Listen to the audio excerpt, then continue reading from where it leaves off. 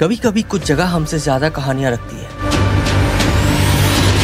ऐसी कहानियां जिनके पन्ने हवाओं में उड़ते हैं और आवाज समुद्र देता है। जहां समुद्र ने एक पूरा शहर निगल लिया था, लेकिन कहानियां अब भी जिंदा है। आज मैं जा रहा हूं Dhanushkodi, the ghost town of India. Rameswaram से धनुषकोडी तक का सफर सिर्फ 16 किलोमीटर का है, लेकिन हर किलोमीटर एक अलग दुनिया लगती है। ऑटो वाले भैया कह रहे थे पहले यहाँ लोग रहते थे, स्कूल, स्टेशन, बाजार सब था, लेकिन 1964 के साइक्लोन ने सब कुछ मिटा दिया और ये सुन के दिल हिल गया था। फाइनली हम अब उस जगह पे हैं जहाँ से जो है इंडिया की लास्ट बॉर्डर है, जो कि धनुषकोडी, और यहाँ से सीधे पहुँचेंगे आप श्रीलंका। अगर 18 किलोमीटर बाय सी ट्रेवल करते हैं आप, और ये जो है एकदम लास्ट पॉइंट है। तो अभी जो है हम लोग यहाँ पे आए हैं। धनुषकोडी का अर्थ है धनुष, सबको पता ही है, और कोडी का अर्थ है कोना।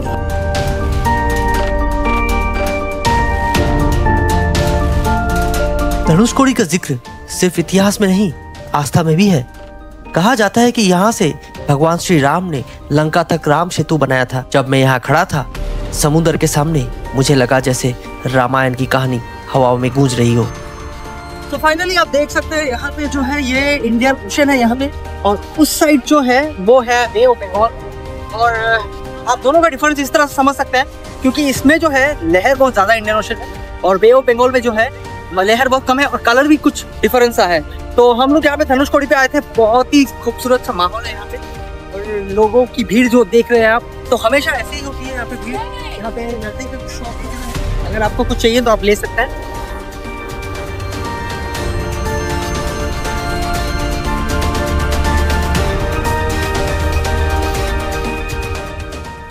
यहाँ आकर समझ आता है नेचर के सामने हम कितने छोटे हैं।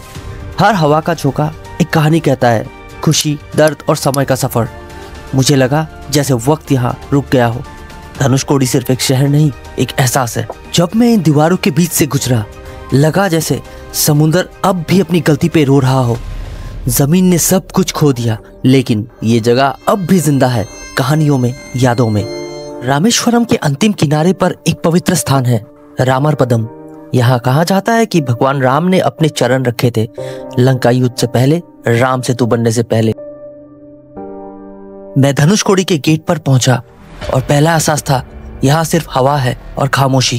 कहते हैं ये शहर कभी जिंदा था, लेकिन अब सिर्फ उसकी यादें बची हैं।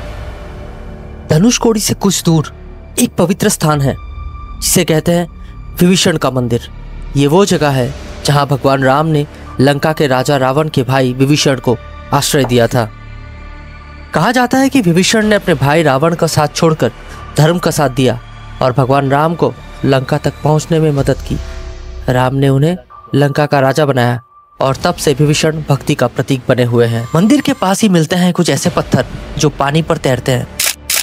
इन्हें राम सेतु के पत्थर कहा जाता है। कहा जाता है कि राम के वानर सेना ने इन्हीं पत्थरों से समुद्र पर सेतु बनाया था।